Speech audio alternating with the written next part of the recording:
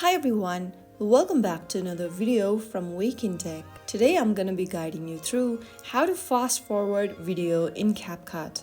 If you want to fast forward your video clip in CapCut, then the process is quite easy.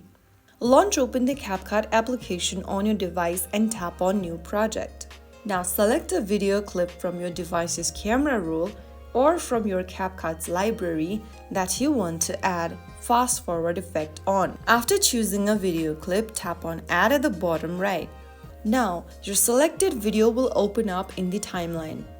Tap on the video clip to highlight it on the timeline, and once you do that, go to the bottom of the screen and click on Speed. You'll see three different options: normal, curve, or velocity effects.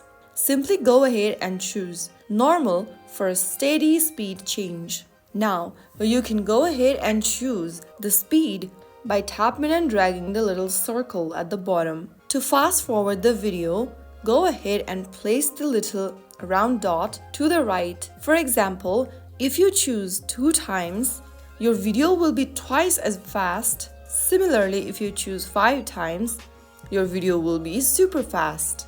After selecting the intensity of the speed, and if you are ready to save the change, tap on the little tick mark. After you do that, you can play the video by tapping the play button. And that way, you will be able to fast forward your video in CapCut. After you are happy with your edit, you can click on the export button at the top right and save the video on your device quickly and easily. If you found the video helpful, don't forget to like, share, and subscribe to the channel for more CapCut tutorial. I'll see you in the next video. Thanks for watching.